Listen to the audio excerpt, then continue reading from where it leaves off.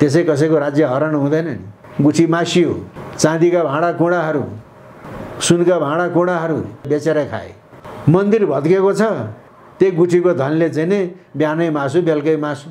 जसले गुठी मासेर खाए पनि, जसले प्राडो पजेरो चढे पनि, जसले घर बनाए पनि त्यसको अधोगति हुन्छ। त्यो पक्का हो। एकैछिनको मोज मजा त्यसको अधोगति हुन्छ। जग्गा पनि बेचेर खाने, वायुको राम्रोसँग थानको नलाउने अनि राज्य चल्छ। त्यस्तो वैभवशाली चाहिँ नेपाल आज किन अधोगतिमा गयो? हामीले पितृ नमान्ने, कुल नमान्ने, म मरे पनि मेरो क्रिया नगर है भन्ने मान्छे महामानव हुने, बाउ मरे क्रिया नगर्ने, आमा बाउ मरे क्रिया नगर्नेले नेताज्यू भन्ने।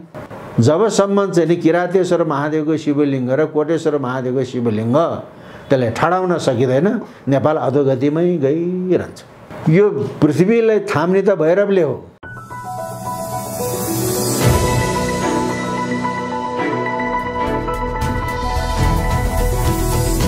हिमाल अनलाइन टिभी। नेपाल आज संसारकै गरिब देश के कारणले भयो? विदेशीहरूसँग परनिर्भर के कारणले हुनु पर्यो? नेपालका हरेक क्षेत्रमा, विशेष गरी राजनैतिक, आर्थिक र सामाजिक क्षेत्रमा भ्रष्टाचार किन बढ्दै गयो? नेपालले एउटा योग्य मानिस के कारणले प्राप्त गर्न सकेन? नेपाल उँधो गतितिर के कारणले गयो? आज हामी यसको गहिराईमा गएर नेपाल देशको रहस्यको विषयमा कुराकानी गर्दैछौँ। नेपाल प्रज्ञा प्रतिष्ठानका उपकुलपति, संस्कृति तथा इतिहासविद डाक्टर जगमान गुरुङसँग। नेपाल प्रज्ञा प्रतिष्ठानका उपकुलपति तथा संस्कृतिविद डाक्टर जगमान गुरुङ हुनुहुन्छ। डाक्टर साहब, स्वागत छ यहाँलाई। नेपाल संसारकै गौरवमय इतिहास बोकेको देशको रूपमा चिनिन्छ। गोर्खा साम्राज्य भनेपछि संसारका शक्तिशाली राष्ट्रहरू पनि डराउँथे र गोर्खा साम्राज्य भन्ने बित्तिकै एउटा इज्जत प्रतिष्ठा भएको राष्ट्रको रूपमा चिनिन्थ्यो। संसारमा ज्ञान प्राप्त गर्नु छ भने पनि यही देशमा आउनुपर्छ र यो देशको संस्कार, संस्कृति, सभ्यता सबैभन्दा माथि थियो। तर पछिल्लो समय नेपालको परिस्थिति हेर्ने हो भने विश्वमा संसारकै सबैभन्दा गरिब मुलुकको सूचीमा पर्दछ यो देश र यहाँका मानिसहरू एकदमै असभ्य, फोहोरी, अयोग्य पात्रको रूपमा चिनिन्छन् संसारैभरि। आजको दिनमा आइपुग्दाखेरि नेपाल किन गरिब भयो, किन असभ्य भयो, यहाँका मानिसहरू किन अयोग्य भए? यसका पछाडिका धार्मिक र सांस्कृतिक कारणहरू के छन्? आजको यस संवादलाई हेरिराख्नुभएका, सुनिराख्नुभएका सम्पूर्ण महानुभावहरूमा म हार्दिक नमन अर्पण गर्दछु। सबभन्दा पहिले नेपाल भनेको के हो, कसरी नेपालको निर्माण भयो त्यो कुरा बुझ्न आवश्यक छ। र गण्डकी महात्म्यमा एउटा श्लोक छ, पारस्य तनय नीप शिवभक्तो महामती समाराध्य शिवम तत्र नैपालस्तेन निर्मित भनेको छ। पारका छोरा निप भए, ती शिवका भक्त थिए, महामती ठुला विद्वान थिए। तेन भनेको त्यो निपले शिवलाई समाराध्य राम्रोसँग आराधना गरेर नेपाल निर्मित, नेपाल बनाए भनेको छ। निपले बनाएको हुनाले यो नेपाल भयो भन्ने त्यसको आशय हो। अब शिवको आराधनाद्वारा, आराधना मात्रै होइन, समाराधना भनेको छ, राम्रोसँग आराधना गरेर। कुन शिव हो त्यहाँ भन्दैन, उल्लेख छैन। तर त्यो शिव भनेको भगवान पशुपतिनाथ। त्यसले नेपाल भनेको भगवान पशुपतिनाथको देश हो। यसरी निपले भगवान पशुपतिनाथको आराधना गरेर अनि नेपाल बनाएको भन्नाले नेपाल भनेको भगवान पशुपतिनाथको देश हो भन्ने बुझ्नुपर्छ। र यो नेपालको समृद्धि कस्तो भयो भन्दाखेरि अहिले हामी भन्छौँ, ए फलानाले त 7 पुस्ता खाने चाहिँ धन कमायो भनेर भन्छौँ। तर यो नेपाल भनेको विदेह, यो देह भनेको मेरै होइन अनि विदेह। त्यस्ता विदेह जनकको निस्वार्थपूर्ण शासन गरेको ठाउँ हो यो देह नै मेरो होइन भन्ने विदेह जनकले शासन गरेको थलो, राज्य गरेको थलो, पालन गरेको थलो नेपाल। त्यस्ता पनि शासक थिए। धन सम्पत्ति कमाउनु त परै जाऊ, यो शरीरै मेरो होइन भन्ने, यो मिथिला जले पनि मेरो केही जल्दैन भन्ने, त्यस्ता पनि विदेहजनक थिए। र रत्नाकर ढाका जस्तालाई वाल्मीकि बनाउने भूमि, पवित्र भूमि यो नेपाल। वाल्मीकि आश्रम त चितवनमा अझै सधैँ छ।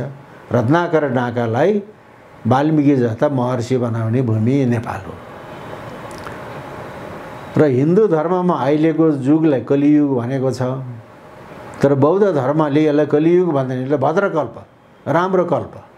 किनभने कुनै मान्छे अगतिलो छ भने त यस्तो भनेर त्यसको बैगुण बखान गरेर गाली गऱ्यो भने त्यो डिप्रेसनमा जान्छ। त्यही कारणले बौद्ध धर्मले यसलाई कलियुग भन्दैन, भद्रकल्प, राम्रो कल्प। र भद्रकल्पमा 10 जना मानुष भनेको मनुष्य बुद्धहरू भए। त्यसमा अन्तिम 3वटा बुद्ध, क्रकुछन्द बुद्ध, कनकमणि बुद्ध र शाक्यमुनि बुद्धको जन्म नेपालमा भएको यो पवित्र भूमि। फेरि हामीलाई एउटा चाहिँ नि के शङ्का छ भनेदेखि बुद्ध नेपालमा जन्म्यो लुम्बिनीमा, भारतको बुद्ध गयामा उसले बोधि ज्ञान प्राप्त गर्यो, यहाँ त जन्मेको मात्रै पो त, ज्ञान त भारतमा प्राप्त गरेको भनेर भन्छौँ, तर त्यो होइन। बुद्ध पनि नेपालमै जन्मेको हो, बोधि ज्ञान पनि नेपालमै प्राप्त गरेको, तर बुद्ध अल्मलिएको रहेछ। भारतमा गएर उसले पूर्ण अनुभूति गरे, उसले रियलाइज गरे। किनभने अहिलेको चाहिँ निरञ्जना नदीको किनारामा उरुबेला तीर्थमा वैशाख शुक्ल पूर्णिमाको ब्रह्म मुहुर्तमा अनि सिद्धार्थ गौतमलाई के अनुभूति भयो भन्दाखेरि ओहो, अघि कपिलवस्तु महानगरमा पिताजी शुद्धोधन महाराजको दरबारको बगैँचामा जमुनाको फेद मुन्तिर ध्यानमा बस्दाखेरि मैले जुन ध्यान प्राप्त गरेका थिएँ, बोधि ज्ञान भनेको त त्यही पो रहेछ। उनले रियलाइज गरे, त्यहाँ ज्ञान त उसले यहीँ पाइसकेका थियो, त्यहाँ रियलाइज गरे अनि एप्लाई गरे भारतमा। र यो नेपाल भनेको यो चाहिँ नि पूर्वीय दर्शन र पूर्वीय ज्ञानको उद्गम स्थल हो नेपाल। किन भन्दाखेरि संस्कृतका महाकवि कालिदासले कुमार सम्भव महाकाव्यको पहिलो श्लोकै के हो त भन्दाखेरि अस्त्युत्तरस्याम दिशि देवतात्मा हिमालय नाम नगाधिराज। कलियुगमा भारतवर्षको उत्तर दिशामा देवी देवताहरू हिमालय नामको पर्वतराजको रूपमा रहन्छन् भनेको छ। नेपालको हिमाल, कुम्भकर्ण हिमाल, महालङ्गुर हिमाल, महालङ्गुर भन्दा ठुलो बाँदर भन्दा हनुमान भने ती चाहिँ नि रामायणका महापात्रहरूको नामबाट नाम रहेको हनुमान छ, के अरे हिमाल छ नेपालमा। अनि अर्को कुरो विश्वनाथ, यो विश्वको नाथ भारतको काशीमा विराजमान हुनुहुन्छ। र विश्वनाथ किन काशीमा विराजमान हुनुभयो? त्यहाँ अन्नपूर्णा देवीको पीठ छ र विश्वनाथ भगवान अन्नपूर्णा माताबाट भिक्षा ग्रहण गर्न इच्छुक गर्नुहुन्छ। त्यस कारणले अन्नपूर्णा पीठ भएको हुँदा अनि विश्वनाथ काशीमा गएर बस्नुभयो। भारतको काशीमा अन्नपूर्णाको पीठ छ, तर अन्नपूर्ण हिमाल कहाँ छ? नेपालमा छ। वहाँ त पीठ मात्रै पो छ त, हिमाल त यहाँ छ।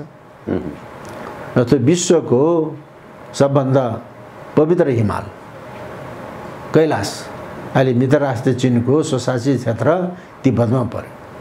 र सबभन्दा पवित्र सरोवर मानस सरोवर, वहाँ त कैलाश मात्रै भयो भने त, शिवको धाम मात्रै भन्यो। शिवको नाम जोडिएको छ त कैलाशसँग जोडिएको छैन।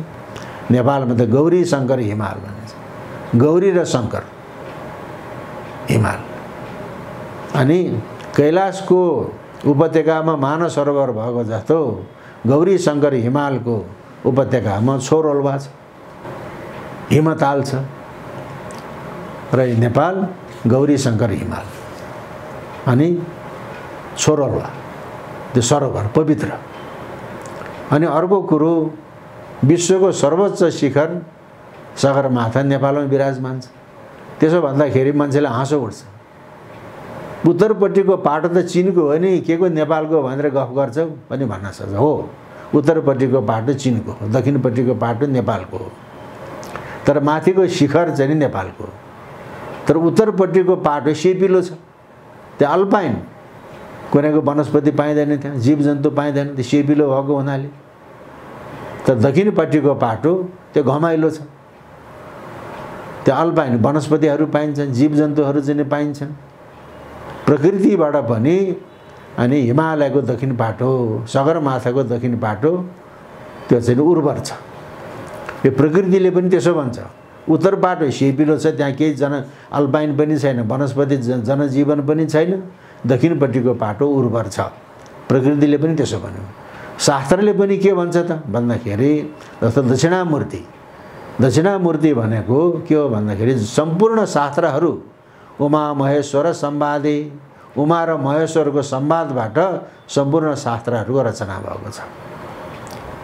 जस्तो उमाले सोध्ने, महेश्वरले भन्ने त्यो आगम, त्यो तन्त्र, अनि महेश्वरले सोध्ने, उमाले भन्ने त्यो निगम, त्यो वेद, त्यो आगम निगम। र भगवान शिवले हिमालय पर्वतमा दक्षिणतिर फर्केर ज्ञानको उपदेश गर्नुहुन्छ। र यसरी हिमालय पर्वतमा दक्षिणतिर फर्केर ज्ञानको उपदेश गर्ने हुनाले भगवान शिवको त्यो स्वरूपलाई दक्षिणामूर्ति भनेर भन्दछ भनेको छ।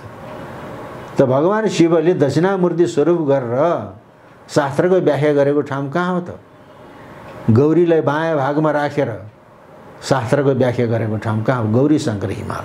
त्यही कारणले पूर्वीय दर्शनको चाहिँ नि दर्शन र ज्ञानको उद्गम थलो यो नेपाल हो। अनि सगरमाथाको टुप्पोमा घाम झुल्किएपछि विश्वको सृष्टि हुन्छ, किनभने दिन भनेको सृष्टि हो। सगरमाथाको टुप्पोमा घाम आस्ताएपछि प्रलय हुन्छ, किन रात भनेको प्रलय हो, विश्वको सर्वोच्च शिखर। अनि सगरमाथा नेपालमा विराजमान छ। त्यस कारणले पनि यो चाहिँ नि पार्वतीले रचना गरेको शिवको देश, बुद्धको जन्मभूमि र गोरखनाथ जस्ता, वज्रगुरु पद्मसम्भव जस्ता सिद्ध साधकहरूको साधनाको थलो हो। अनि अर्को कुरो बुझ्नु पर्ने, समृद्ध कसरी भयो भने विश्वमा जीवको सृष्टि कहाँ भयो? मैले पटक पटक भन्ने गरेको छु, विश्वमा जीवको सृष्टि नेपालमा भएको। जस्तो अब हामी दामोदर कुण्ड, काली गण्डकीको कुरा गर्छौँ, त्यहाँ शालिग्राम पाइन्छ। शालिग्राम भनेको त्यो जीवाश्म हो, शालिग्राम भनेको जीवाश्म हो। अब फेरि शालिग्राम भन्नासाथ हामी भगवान विष्णुको श्री विग्रह भन्छौँ, तर भगवान विष्णुको मात्रै श्री विग्रह होइन शालिग्राम। शालिग्राम तीन थरी हुन्छन्, एउटा चक्रनाभ शालिग्राम, शिवनाभ शालिग्राम र हिरण्यगर्भ शालिग्राम। चक्र परेको चक्रनाभ शालिग्राम त्यो भगवान विष्णुको श्री विग्रह मानिएको छ। अर्को हिमवत खण्ड पुराणमा कसरी व्याख्या गरेको छ शिवनाभ शालिग्रामको भने तलपट्टि कुर्म भनेको कछुवाको जस्तै पिठ भएको, माथि गाईको खुर जस्तो भएको त्यो शिवनाभ शालिग्राम, त्यो भगवान शिवको श्री विग्रह हो। अब चक्रनाभ शालिग्राम त छ्यापछ्याप्ती पाइन्छ, तर शिवनाभ शालिग्राम त्यो पाइँदैन, दुर्लभ छ। अर्को भारतको नर्मदाको गर्भमा पाइएको नर्मदेश्वर शिवलिङ्ग जस्तो अण्डाकारको त्यो चाहिँ नै हिरण्यगर्भ शालिग्राम। त्यसको गर्भमा हिरण्य भनेको सुन हुन्छ। त्यो हिरण्यगर्भ शालिग्राम त्यो चाहिँ सृष्टिकर्ता ब्रह्माको चाहिँ नि प्रतीक मानेको छ। त्यही कारणले विश्वमा सबभन्दा पहिले जीवको सृष्टि यो नेपालमा भएको, कति करोड वर्ष अगाडि, कति करोड वर्ष अगाडि। त्यसको प्रमाण दामोदर कुण्ड र काली गण्डकीमा पाइने शालिग्राम त्यसको प्रमाण हो।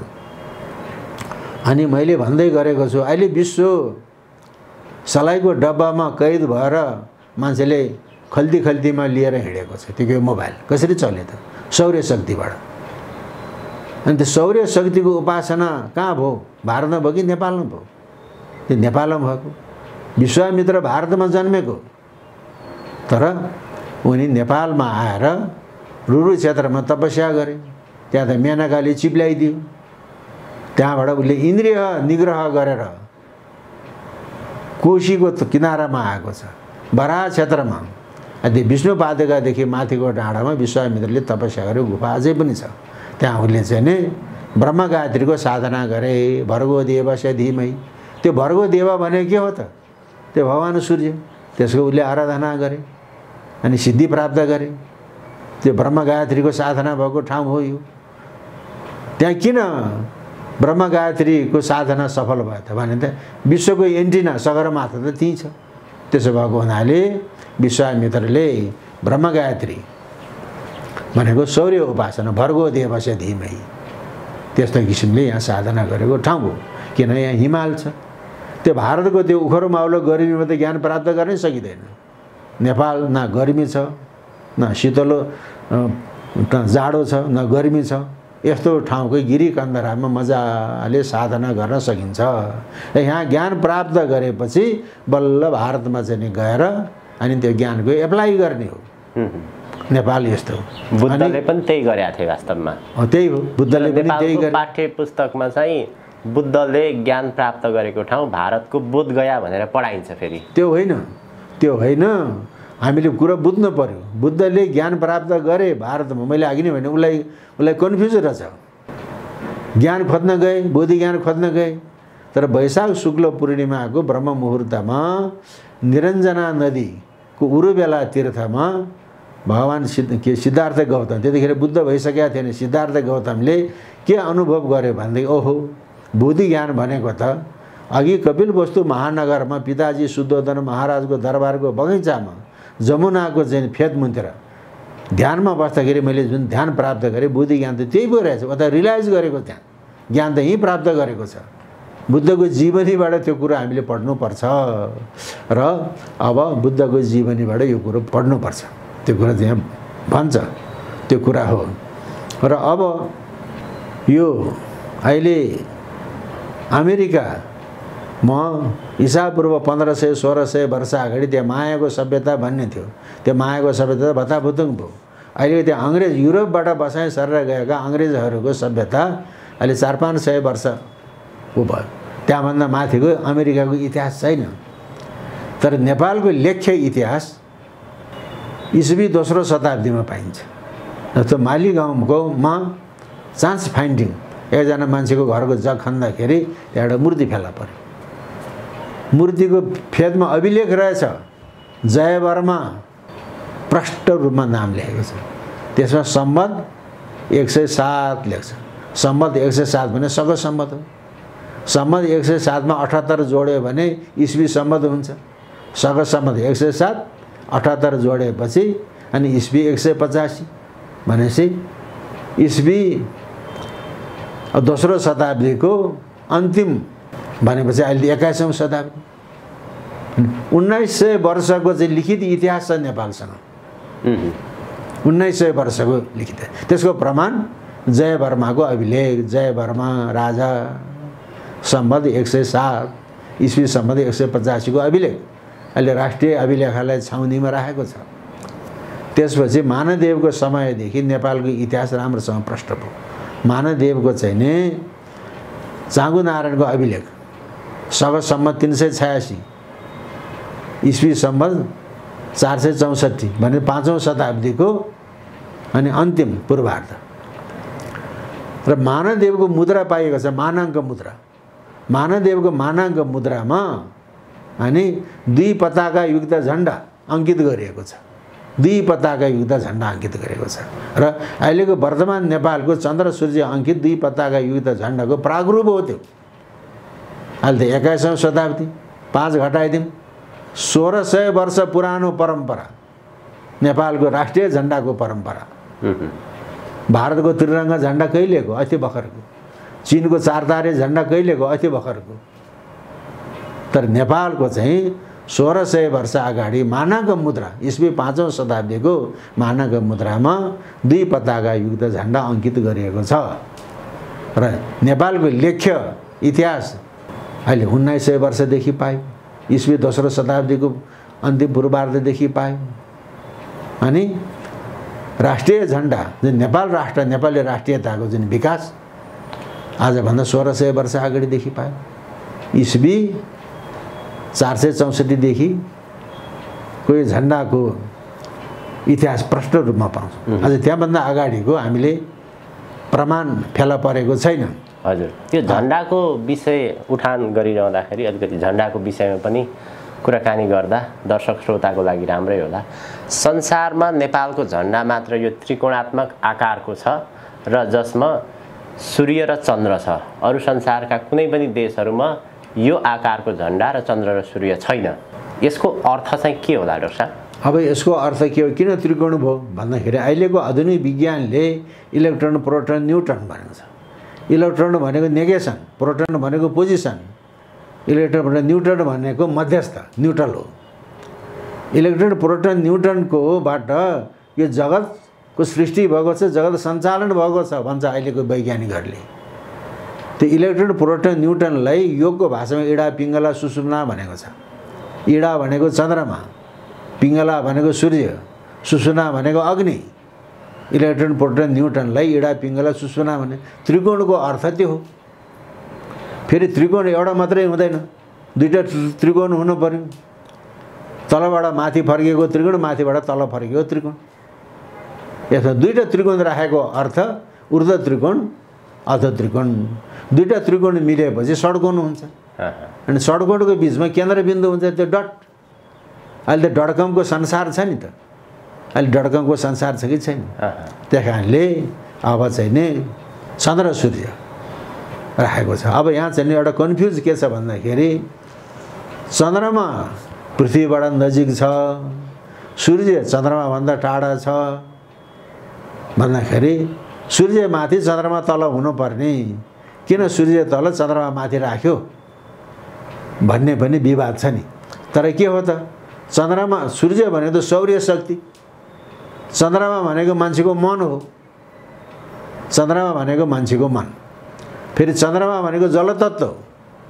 त्यो सूर्यको ताप धेरै भयो भने त्यसले डढाइदिन्छ। त्यही कारणले चन्द्रमा माथिबाट जलतत्त्व भनेको अमृत तत्त्व, त्यो सौर्य शक्तिलाई टेम गर्न पर्यो, आफ्नो अनुकूलमा राख्न पर्यो।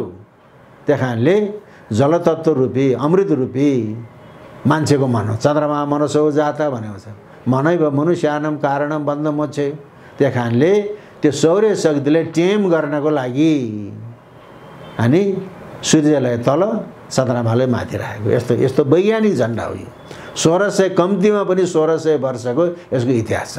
अझ मानदेव भन्दा माथिको मुद्रा पाइएको छैन।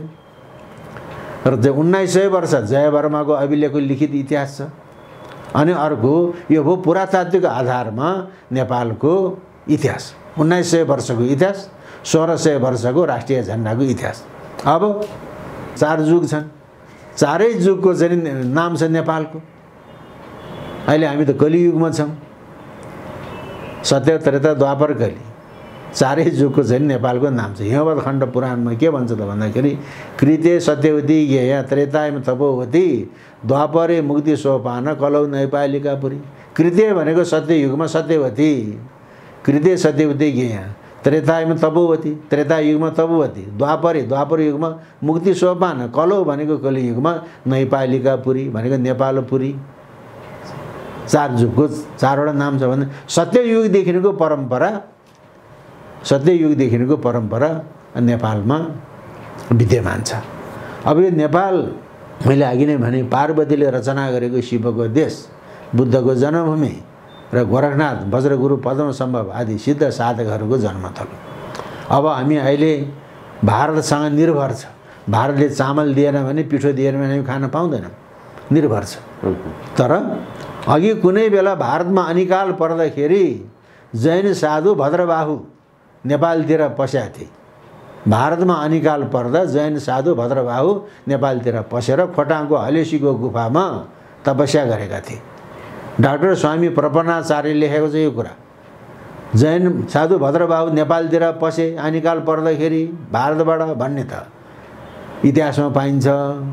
तर डाक्टर स्वामी प्रपन्नाचार्यले मिल्केका झिल्का भन्ने किताबमा जैन साधु भद्रबाहुले खोटाङको हलेसीको महादेवमा तपस्या गुफामा तपस्या गरेको भने खोटाङको हलेसीको महादेव त्यहाँ चाहिँ किराँतले पनि मान्ने, हिन्दूले पनि मान्ने, बौद्धले पनि मान्ने, जैनले पनि मान्ने समन्वयात्मक कुरा भयो नि त, भयो कि भएन? त्यस्तो। अब त्यसपछि नेपालको इतिहास पत्ता लगाउँदाखेरि महाभारतको युद्ध भयो कुरुक्षेत्रमा, भारतको कुरुक्षेत्रमा। त्यो असत्य र सत्यको चाहिँ युद्ध थियो। कौरव पक्ष चाहिँ नि असत्य थिए, पाण्डव पक्ष सत्य थिए।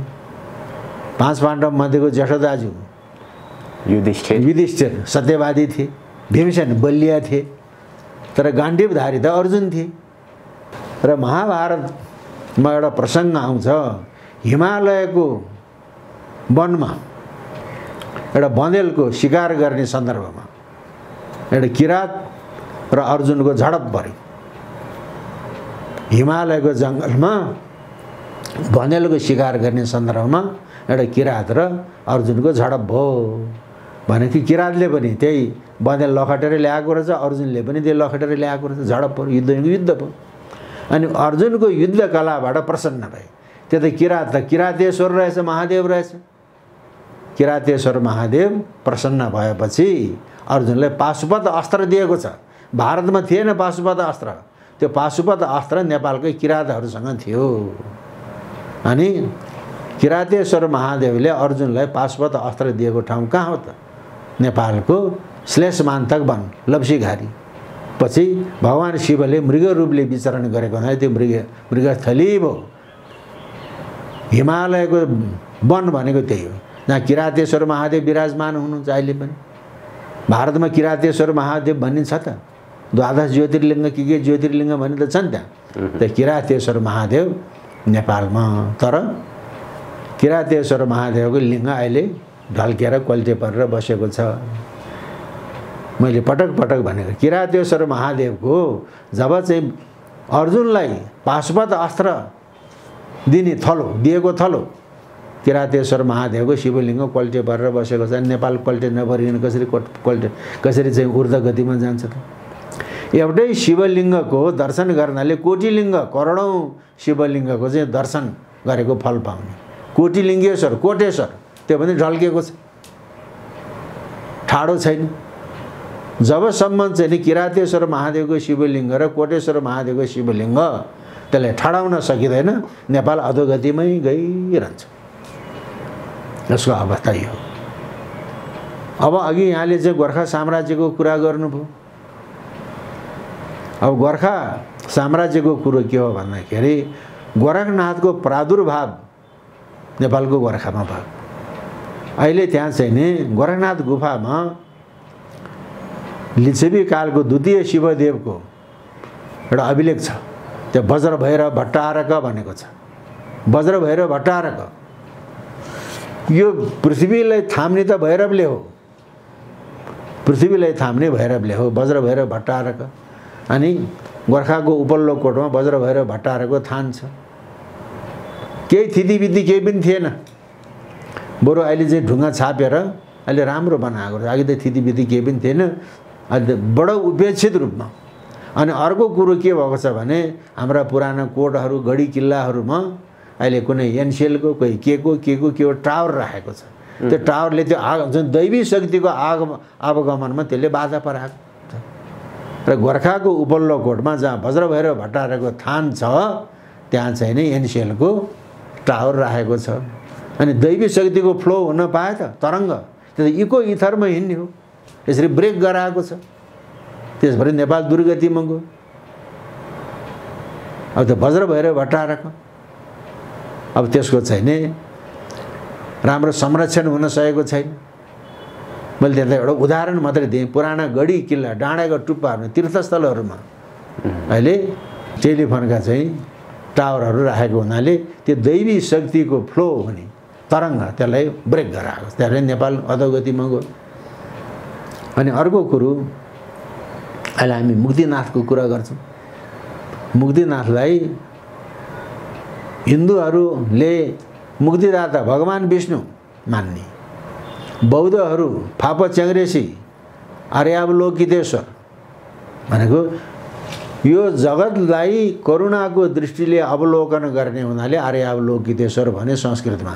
त्यसलाई तिब्बती भाषामा लामा भाषामा फाप च्याङ्ग्रेसी भने। अनि त्यसको मन्दिर काठमाडौँका नेवार कालीगढहरूले विकास गरेको तल्ले शैलीको मन्दिर छ। अनि त्यहाँले झारकोट झारजोङतिरका पहिलेका चाहिँ नि त्यहाँका भारदारहरू, त्यहाँका शासकहरूको सङ्ग्रहमा आएको जुम्लाका राजाहरूले लेखेर दिएको चाहिँ लेखोट पाइन्छ, लेखेर दिएको लेखोट पाइन्छ। जस्तो अब शाहकालको लालमोहरमा माथि श्री दुर्गा भवानी मात्रै लेख्थ्यो, श्री दुर्गा भवानी। त्यो कागजमा के लेखेको छ भने जुम्लाका राजाहरूले त्यो झारजङ्गका शासकहरूलाई लेखिदिएको कागजमा श्री बद्रीनाथो जयति श्री मुक्तिनाथ सहाय भनेर लेखेको छ। त्यसको अर्थ के हो त? मुक्तिनाथ सहाय नभएसम्म बद्रीनाथको जय हुँदैन भन्यो। बद्रीनाथ त भारतमा छ, मुक्तिनाथ नेपालमा छ। श्री बद्रीनाथ हो जयति श्री मुक्तिनाथ सहाय, मुक्तिनाथ सहाय नभएसम्म बद्रीनाथको जय हुँदैन भनेको कारण के हो भन्दाखेरि नेपाल सहाय नभएसम्म भारतको जय कल्याण हुँदैन भनेको त्यो कुरो हामीले जान्न पर्यो, भन्न पनि सक्नु पर्यो। जहाँ कुरा जानेर पनि कुरा चपाएर कुरा गर्ने, भन्न नसक्ने नेपालीहरू भएको हुनाले नेपालले दुःख पाएको छ। श्री बद्रीनाथ हो जयति श्री मुक्तिनाथ सहाय, मुक्तिनाथ सहाय नभएसम्म बद्रीनाथको जय हुँदैन र नेपाल सहाय नभएसम्म अनि भारतको जय कल्याण हुँदैन। कुरो त्यो हो। त्यो भएको हुनाले अघि रणबहादुर शाहको पालामा गुजरातको 14 वर्षको एउटा बालक मुक्ति क्षेत्र जान्छु भनेर अब नौतुनासम्म त गाडीमै आयो होला, त्यहाँदेखि हिँडेर आए। पोखराको गाईघाटमा एउटा जोगीको कुटीमा गएर बास बस्यो। कहाँ गर्न आयो बाबु? तिमी? म त मुक्तिनाथ जान आयो। तिमी मुक्तिनाथ नजाऊ, मुक्तिनाथ गयो भने तिमी फर्केर आउन सक्दैन, उतै मर्छौ। अहिलेको मुक्तिनाथ होइन, बाटो बिगड्छ, खान पिन पाइँदैन, तिमी नजाऊ, तिमी फर्केर आउन सक्दैनौ भन्दाखेरि मैले सङ्कल्प गरेर आएँ, म जान्छु भन्यो। मुक्तिनाथ गए, फर्केर फेरि त्यही जोगीकोमा आए 14 वर्षका। त्यहाँबाट काठमाडौँ आए, रणबहादुर शाहसँग भेटेको छ। अनि हेटौडाको भाडो गुजराततिर गए। त्यो स्वामीनारायण ट्रस्ट गुजरातको, त्यो स्वामीनारायणको चाहिँ पाइलो पछ्याउँदै पछ्याउँदै पछ्याउँदै नरेन्द्र मोदी अनि मुक्तिनाथ आए। कति दिन बस्यो, कति महिना बस्यो, कति वर्ष बस्यो, उसले साधना गरे।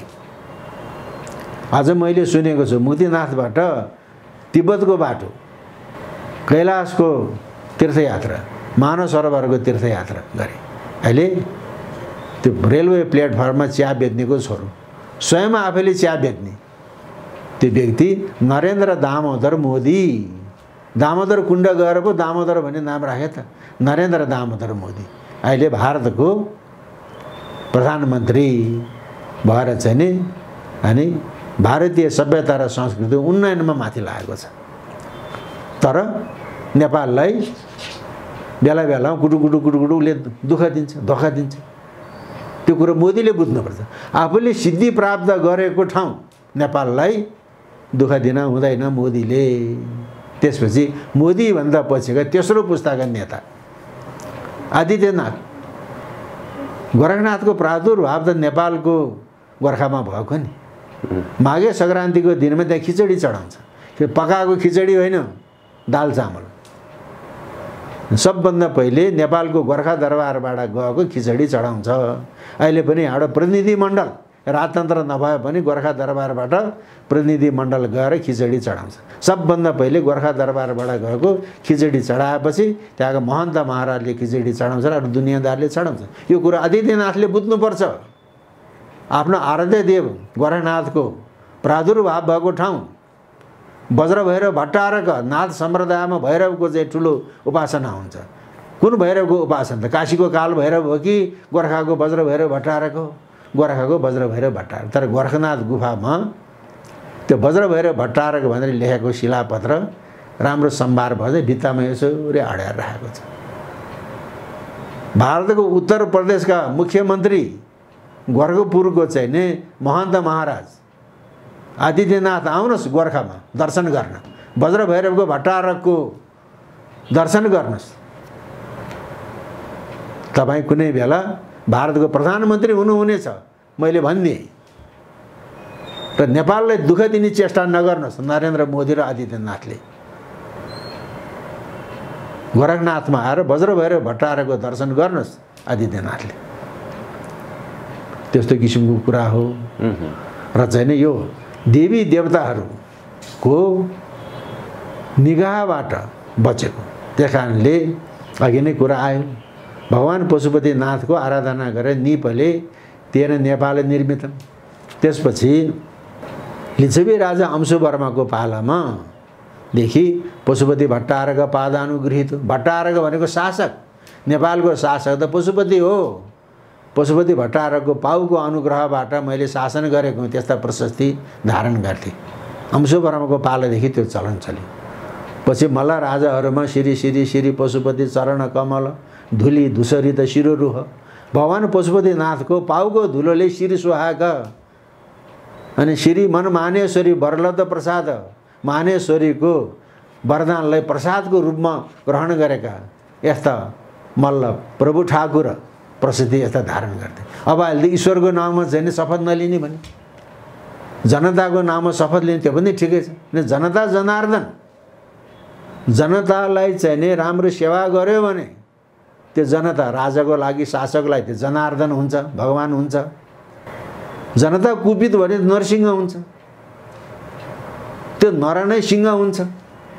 अहिले हामी त एउटा नरसिंह अवतार लिएर चाहिँ हिरण्यकशिपुलाई चाहिँ वध गरे भन्छ एउटा कथा भने आकाशमा पनि नमर्ने, पातालमा पनि नमर्ने, भुइँमा पनि नमर्ने, भित्र पनि नमर्ने, बाहिर पनि नमर्ने, जलमा पनि नमर्ने, थलमा पनि नमर्ने, यस्तो वरदान भाग हिरण्यकशिपुलाई सन्ध्याकालमा ढोकाको सङ्घारमा अनि नृसिंहले काखमा राखेर चाहिँ उसले नङ्ग्राले चिरिदियो भन्छ।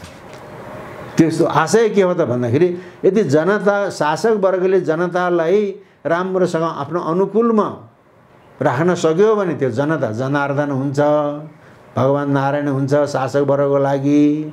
जनताले चिडायो भने त्यो नर नरसिंह हुन्छ, उसले खाइहाल्छ।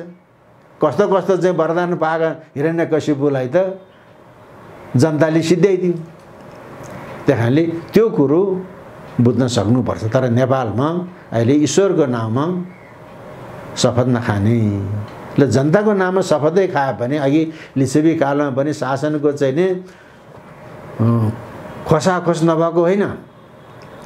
लिच्छवी शासकहरूले पर सारेर पनि अरूले शासन गर्थे। त अंशुवर्मा त लिच्छवी होइन, अंशुवर्मा पछिका विष्णुगुप्त त चाहिँ लिच्छवी होइन। लिच्छवीहरूले पाखा लाएर चाहिँ शासन गरेको छ विष्णुगुप्तले। र जब जब चाहिँ लिच्छवी राजाहरू शासनमा आउँछन्, प्रकृति भनेको यो चाहिँ क्लाइमेट होइन, जनता जनभावना, प्रकृति प्रकोप हुन्छ भनेर जनतालाई बढी बढी सुख दिन्थे। जब जब राजा पावरमा आउँथे, प्रकृति प्रकोप हुन्छ भनेर अनि चाहिँ जनतालाई बढी बढी सुख दिन्थे। र त्यतिखेर राजाले जनतालाई को नाम जारी गरेका इस्तिहारहरू, प्रधान ब्राह्मण पुरस्सरान ग्राम कुटुम्बिन, प्रधानलाई, ब्राह्मणलाई र गाउँले अरू परिवारलाई क्षमाकुशल सोधेर इस्तिहार जारी गर्थे। प्रधान भनेको राजनीतिक वर्ग, ब्राह्मण भनेको प्राज्ञिक वर्ग। राजनीति र प्रज्ञालाई सँगसँगै लगेको छ। यहाँ राजनीतिक वर्गले मात्रै केही गर्न सक्दैन, प्राज्ञिक वर्गको महत्त्वपूर्ण अवस्था छ देशलाई समुन्नत गराउन। तर अब अहिले प्राज्ञिक वर्ग त के भयो त, राजनीतिक वर्गको सेवा चाकरीमा लागि यो कुरो यो हो, यो कुरो यो हो भन्न चाहिँ नसक्ने भए। र त्यतिखेर प्रधान भनेको राजनीतिक वर्ग, ब्राह्मण भनेको प्राज्ञिक वर्गलाई, राजनीति र प्रज्ञालाई सँगसँगै लगेको छ लिच्छवीहरूले। र अंशुवर्माको पालमा कैलाशकूट भवन बन्यो। त्यस्तो भवन भारतमा पनि थिएन, चीनमा पनि थिएन, तिब्बतमा त हुने कुरै भएन। चिनिया यात्रीहरूले वर्णन गरेका छन् त्यस्तो कैलाशकूट भवनको, त्यो समृद्धशाली अवस्था थियो। र त्यतिखेर शास्त्रको साधना गर्ने ब्राह्मणहरू, योग साधना गर्ने जोगीहरू, पाशुपता नाम छ, ब्राह्मण नाम छ, उनीहरूले सकेसम्मको चाहिँ नि जतिको भोजन गराउँ। राज्यले प्रश्रय दिएको छ नि, राज्यले प्रश्रय दिएको छ। तर अहिले हामीलाई त्यो कुरोको अत्तो-पत्तो चाहिँ छैन। र मैले पटक पटक पटक पटक भन्दै गरेको छु, विश्वमा नाइल नदीको सभ्यता भन्छ, ब्रह्मपुत्रको सभ्यता, बेबिलोनको सभ्यता, सिन्धु घाटी सभ्यता, गङ्गाको मैदानको सभ्यता, बागमती सभ्यता त्यत्तिकै पुरानो छ, उर्वर छ। र अब हामी चाहिँ घर बनाउँछौँ, किल्ला ठोक्छौँ ठाउँ ठाउँमा। अहिले त नेपालको किल्लै हरायो जस्तो नरेन्द्र देवको चाहिँ नि पालाको एउटा चाहिँ नि अभिलेखमा बागमतीको पूर्वी किनारामा भगवान वज्रेश्वर मण्डल भनेको छ। त्यहाँ चाहिँ ज्ञान काण्ड र ज्ञान योग र कर्मयोगको व्याख्यान हुने भगवान वज्रेश्वर मण्डली। मैले पटक पटक भन्दै छु, पाशुपत क्षेत्रमा देवता हरायो, त्यो वज्रेश्वर मण्डली कहाँ हो? बागमतीको पूर्वी किनारामा भनेको छ। देवता हरायो, पशुपति विकास कोष छ त्यहाँ। मैले कति भने वज्रेश्वर भने नेपाललाई धान्ने, जसमा वज्र भैरव भट्टारक उपेक्षित भन्ने थान त छैन त त्यहाँ। तर यहाँको भगवान वज्रेश्वर मण्डली कहाँ हो थाहै छैन भने वज्रेश्वर मण्डली कहाँ हो त? अहिलेको जसलाई हामी विश्वरूपाको मन्दिर भन्छौँ, वास्तवमा त्यो कामेश्वरीको मन्दिर हो। त्यही हो भगवान वज्रेश्वर मण्डलीको अखाडा। मृगस्थली भनेको तिनैतिरबाट बागमती र अनि तिलगङ्गा किनभने तिलको दाना जत्रो सुन बगाएर ल्याउने हुनाले तिलगङ्गा त छैन अहिले। तिलगङ्गा मुहानमा त डोजर चलाएर चाहिँ ध्रुवस्थली र मृगस्थलीको बिचमा बाटो बनाएको छ। मुहान सुक्यो, तिलगङ्गा वरिपरि चाहिँ गङ्गाले चाहिँ घेरिएको चाहिँ टापु वज्रेश्वर मण्डली त्यहाँ थियो। त्यसको हामीले उपकार गर्न सकेका छैन। विश्वरूपाको मन्दिर भत्क्यो, त्यहाँ श्रीयन्त्र उपेक्षित रूपमा छ। नेपालको श्रीयन्त्र अघि मुक्तिनाथको कुरा गरेँ। मुक्तिनाथमा अहिले त्यहाँ चाहिँ धर्मशाला छ, रानी पौवा भन्छ। त्यो रानी पौवा कसले बनायो? रणबहादुर शाहका माइली बडा महारानी सुवर्णप्रभाले बनाएको। त्यसको शिलापत्र मुक्तिनाथको ढोकामा टाँसिरहेको छ, अहिले पनि छ।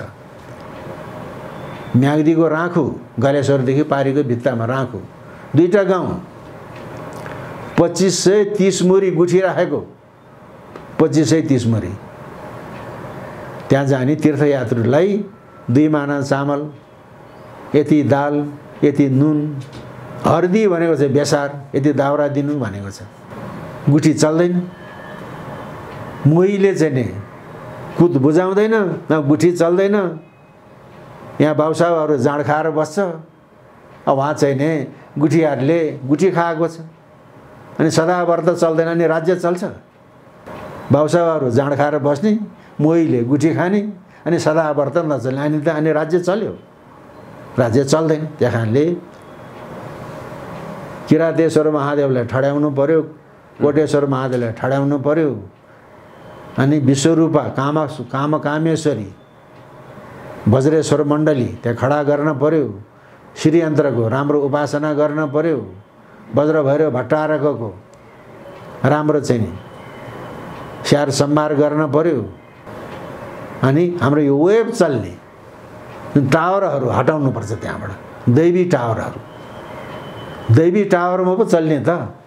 त्यहाँ त कृत्रिम टावर छ। त्यसले गर्दाखेरि नेपाल अधोगतिमा गएको छ। अब यो अधोगतिमा गएका चाहिँलाई अब अहिले गुठी केही पनि छैन। गुठी जति सबै रैकर भइसक्यो।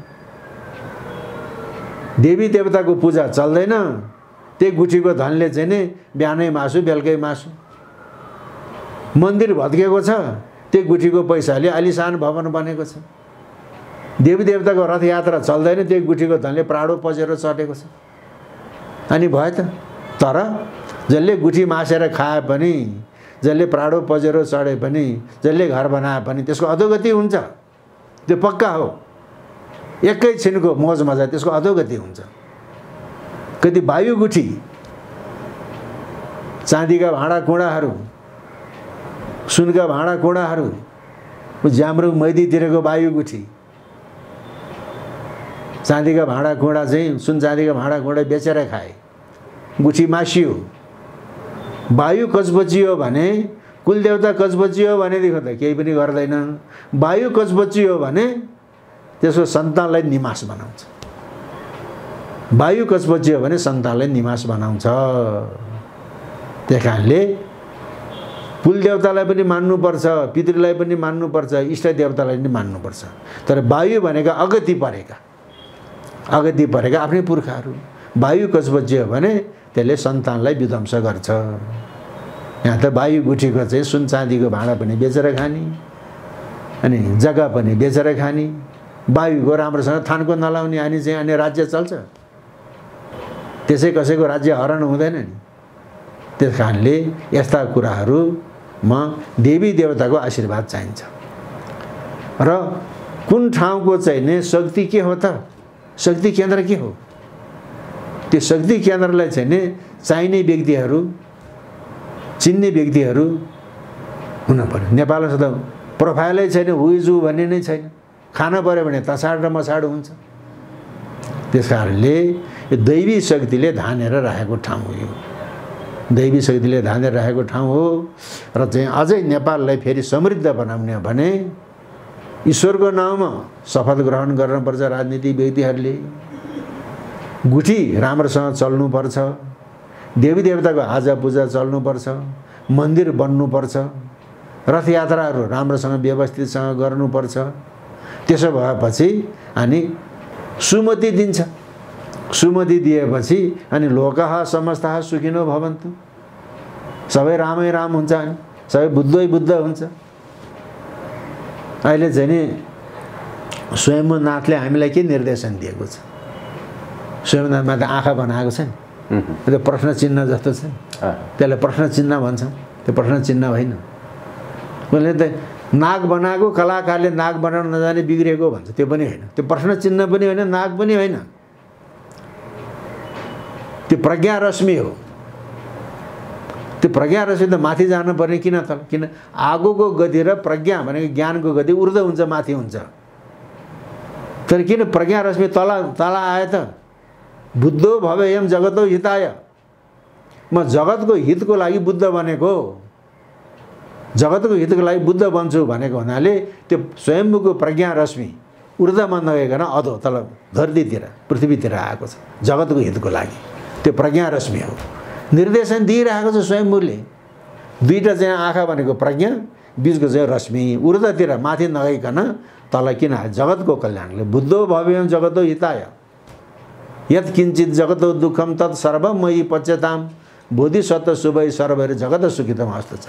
यो जगतका जति पनि दुःखहरू छन् त्यो मैले पचाउन सकूँ र चाहिँ दुःख जति आफूले पचाउने, सुख जति जगतको कल्याणमा लगाउने, यो मेरो बोधिचर्याबाट जगत सुखी होस्। यो बोधिसत्वको आदर्श, बुद्धको आदर्श, शिवको आदर्श के हो त?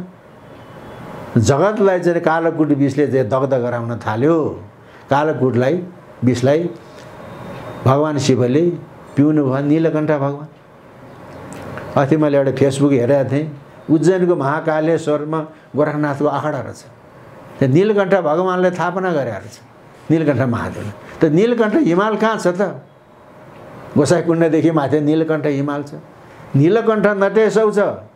नीलकण्ठदेखि नटेश्वर अहिले पश्चिमी चम्पारण नटेश्वरसम्म नेपालको सिमाना हो। तर अहिले हामी नेपालको सिमाना भनेर दाबी गर्दैनौँ। सुगौली सन्धिमा उता पर्यो, तर नटेश्वरसम्म नेपालको सिमाना हो भन्न त पाइयो कि पाइएन? भन्न त पाइयो नि त। हकदाबी पनि गर्न पाइयो। अहिले कालापानी, लिपुलेक, लिम्बियाधुरा हाम्रो भनेर दाबी गरेको छ। अहिलेसम्म कसैले दाबी गरेको थियो? दाबी गरेको छ, नक्सा पनि बनायो हैन। नीलकण्ठ नटेश्वर छ। नीलकण्ठ उत्तरमा नीलकण्ठ हिमाल, दक्षिणमा नटेश्वर। नटेश भनेको पश्चिमी चम्पारणको नटेश्वरसम्म नेपालको इलाका हो।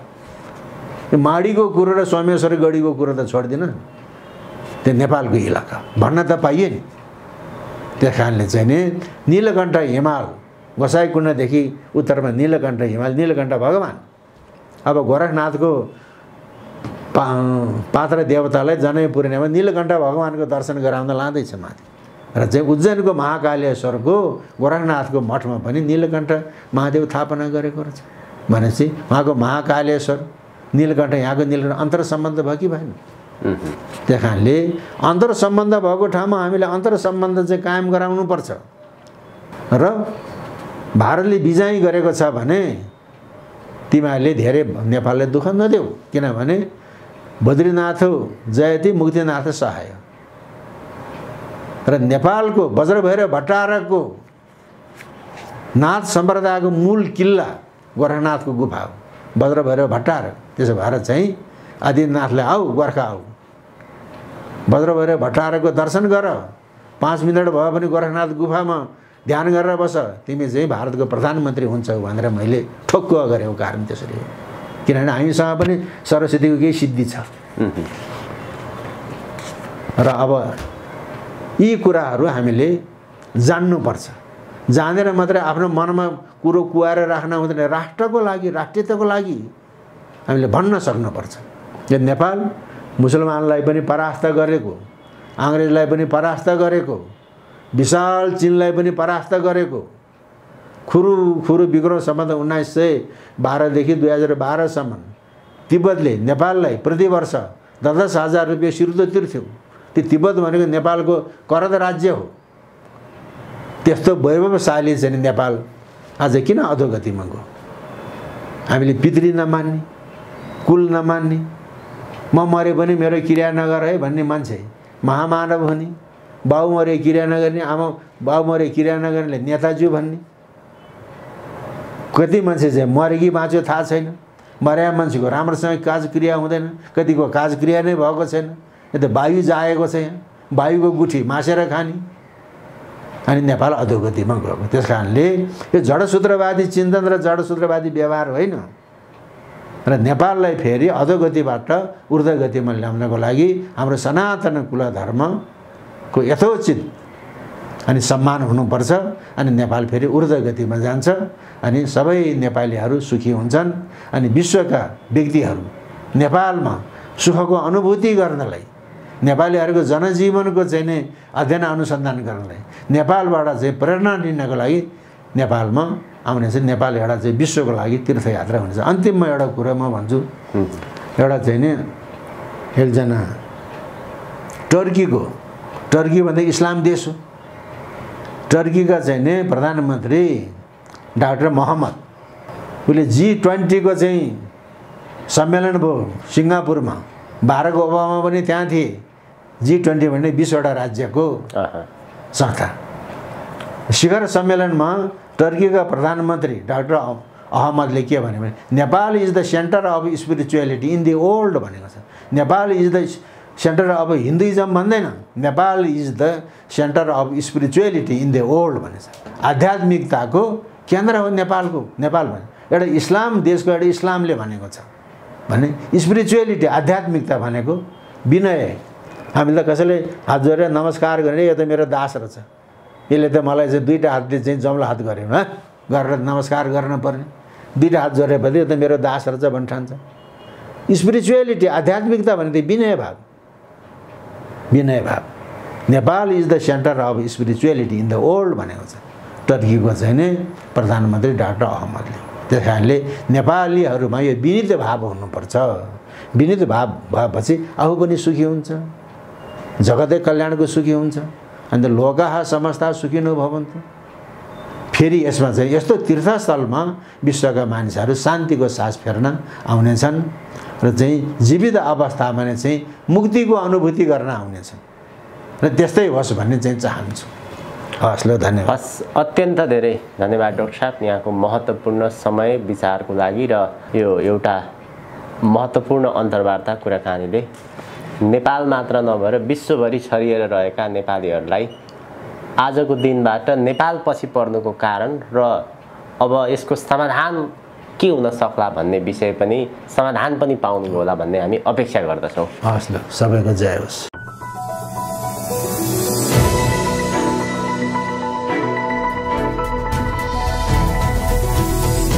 हिमाल अनलाइन टिभी।